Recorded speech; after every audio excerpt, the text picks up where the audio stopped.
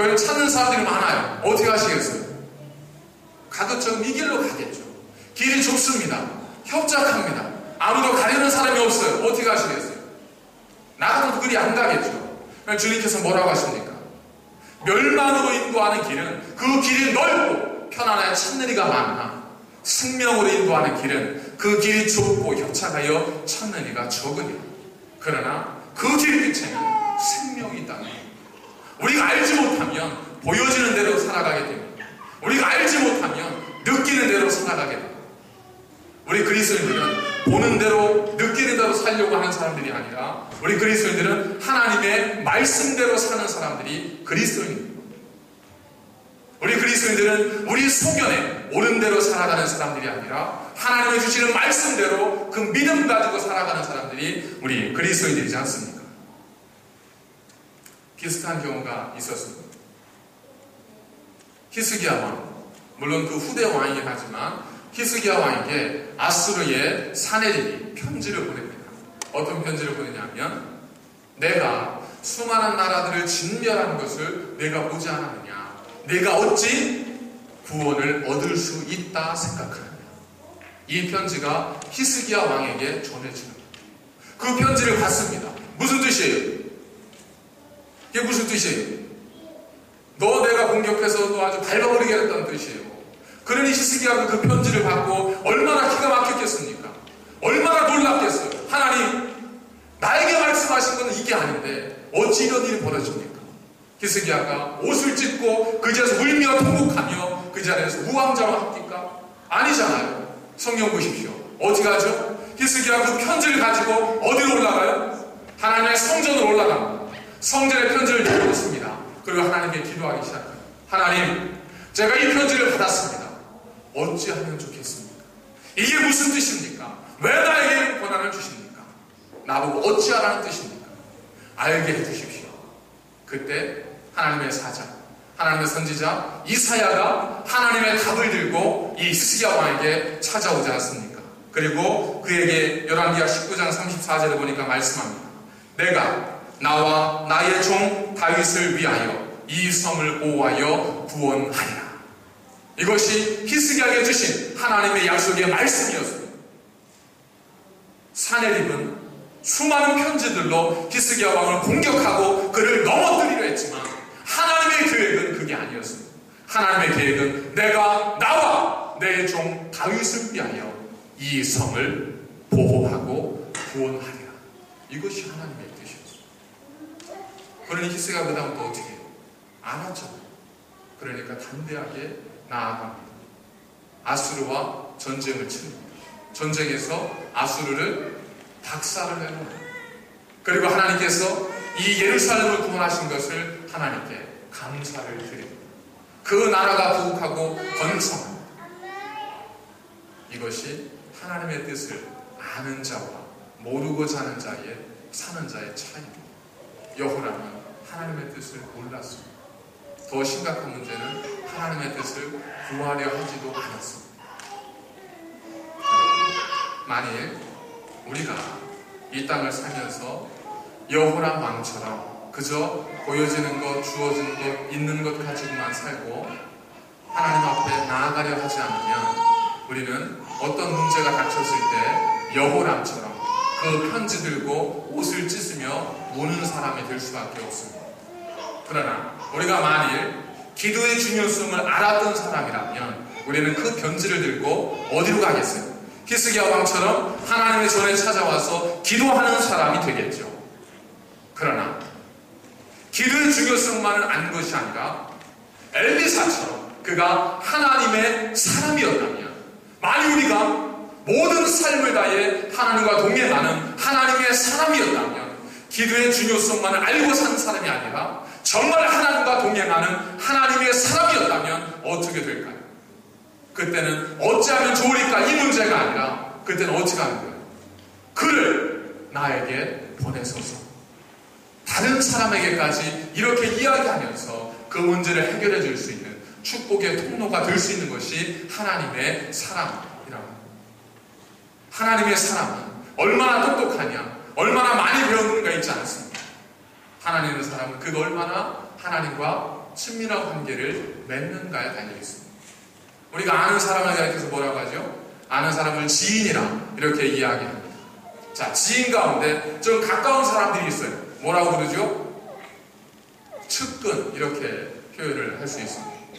측근들 가운데 야, 저 사람이 하는 말은 저 사람 말과 똑같아 라고 이야기하는 사람들이 있어요. 그 사람들을 가리켜서 뭐라고 표현하냐면 이 사람은 누구의 복심이다. 이 사람은 저 사람의 복심이다. 그러니까 이 사람이 하는 말은 저 사람이 하는 말과 똑같은 거. 비록 이 사람은 가만히 있어요. 우리는 A의 이야기를 듣고 싶어요. 근데 A는 가만히 있고 B가 뭐라고 말하고 해요.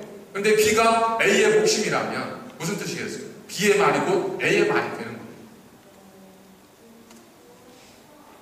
여호람은 하나님을 이스라엘의 왕이었으니까 하나님을 알았죠. 그는 하나님과 지인의 관계였었습니다. 히스기야는 하나님과 측근의 관계였어요. 왜? 기도할 수 있는 관계였었고 하나님의 응답을 구할 수 있는 관계였었으니까. 그러나 엘리사는 누구였던 거예요? 엘리사는 하나님의 복심인 겁니다. 하나님의 복심이기 때문에 엘리사의 말이 뭐가 돼요? 하나님의 말씀이 되는 거예요. 엘리사의 말이 하나님의 말씀이 되는 것이 아니라 하나님이 엘리사 입에 하나님의 말씀을 담으시는 거예요. 그게 하나님의 복심이에요. 우리는 여호람처럼 하나님을 아는 지인으로 살 수 있습니다. 히스기야처럼 하나님과의 측근한 관계를 맺고 살 수 있습니다. 그러나 우리는 더 나아가서 엘리사처럼 하나님의 복심이 되어서 우리의 입술의 말이 하나님의 말씀을 담아낼 수 있는 거룩한 하나님의 사람으로 우리는 또한 살 수 있습니다. 여러분, 어떤 삶을 살기를 원하십니까? 어떤 삶이 되기를 원하십니까? 하나님과 관계 속에서 하나님과 친밀한 관계를 살기를 원하십니까? 아니면 하나님의 측근이 되기를 원하십니까? 아니면 하나님의 복심이 되어서 우리의 작은 입술의 말을 통해 하나님의 능력을 담아내고 우리의 작은 고백을 통해 하나님의 능력을 선포해낼 수 있는 하나님의 사람이 되기를 원하십니다. 하나님의 복심이 되어야 하지 않겠습니까? 근데 문제는 뭐예요? 마음은 굴뚝 같은데 육신이 약한 거죠. 엘리사같이 아무리 우리가 100번 우리가 좀 결단한다 하더라도 어떻게 우리가 엘리사 같은 삶이 될 수 있겠습니까? 불가능하죠. 저도 제가 엘리사처럼 살 수 있을까? 저는 그렇게는 살지 못할 것 같아요. 그런데 이 사람처럼은 살 수 있을 것 같아요. 그 사람이 누구냐면 오늘 본문에 등장하는 이름도 없는 그저 비천한 드러나지도 못하는 한 작은 소녀가 있었습니다. 이 소녀는 이스라엘에서 포로로 잡혀왔던 소녀였었습니다. 그 소녀가 이 나아만 장군의 집에서 여주인의 몸종으로 살게 됩니다. 그런데 자기 주인 어른이 나병에 걸리는 거예요. 그걸 안타까워하던 이 소녀가 뭐라고 얘기하는 거예요? 자기 여주인에게 주인님, 우리 주인님이 제가 살던 이스라엘 땅에 가서 선지자를 만나시면 나병이 고쳐질 수 있을 텐데 이 얘기를 하는 거예요. 여러분, 편지 하나 이런 아이에게 전한 걸로 의원직 사퇴라. 그 당시에 여종 하나가 주인에게 아무도 고칠 수 없는 나병을 고칠 수 있다고 말한다는 것 자체가 이게 쉬운 일이겠어요? 그거 쉬운 일이 아니잖아요. 왜? 잘못했다가는 무슨 벌을 받으려고? 네가 감히 나를 놀려? 네가 감히 나를 능멸해? 여종의 입장에서 그 얘기를 하는 것은 누구보다 힘든 일이지 않겠습니까?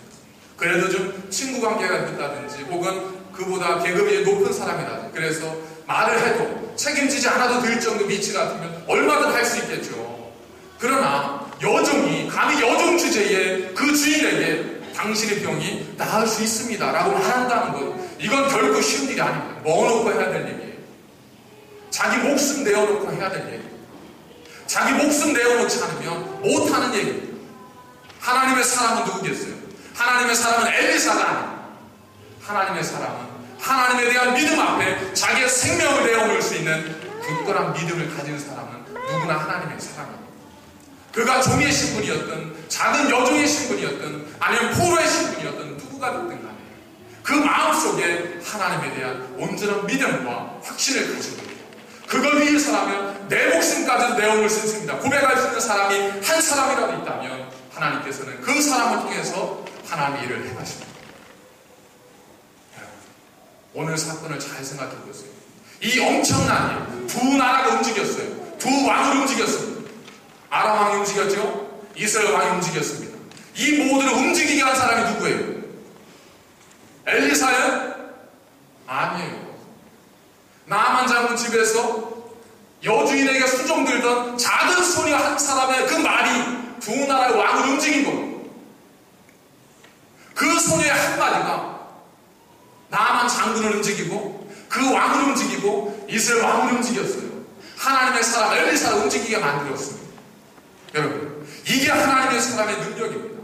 하나님의 사람은 그 마음에 온전한 믿음을 가진 하나님의 사람의 말 한마디는 나라를 움직일 수 있습니다.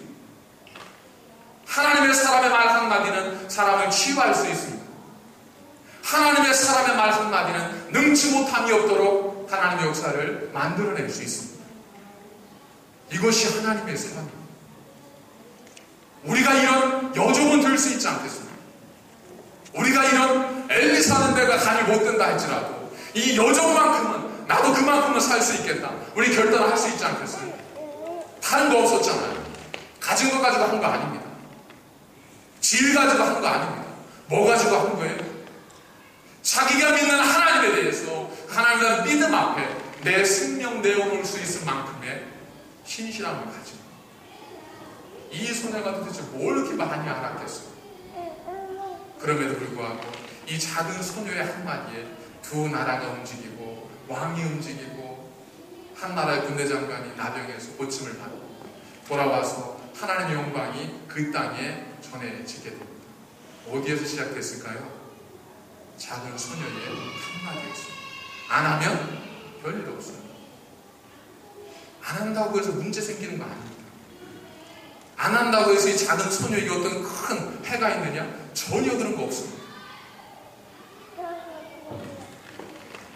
이것이 하나님의 사람의 능력입니다. 만약에 엘리사가 하나님의 뜻을 몰랐다면 어떻게 했을까요? 이 여종은 알았는데 엘리사가 하나님의 엄청난 계획을 몰랐다면 어떻게 됐을까요? 한번 생각해 보세요. 왕이 그런 편지를 받고 부들부들 떨면서 옷을 찢고 있었습니다. 그런데 그에 대한 하나님의 계획을 이 엘리사가 모르고 있던 거예요. 그럼 어떤 생각을 하겠어요? 여호람 왕이 하나님 앞에 온전한 왕은 아니거든요. 악한 왕이었었습니다. 때문에 저라도 어떤 생각이겠어요? 야, 드디어 때가 왔구나. 저거 그렇게 하나님 앞에 못된 짓 하더니 이제서야 저 벌 받는구나. 그럼 어떻게 해야 돼요? 엘리사는? 그 믿음이 있으면 어떻게 해야 돼요? 움직이면 안 돼요. 왕에게 쫓아가면 안 돼요. 내게로 보내세요. 이 말 하면 안 됩니다. 가만히 있어요.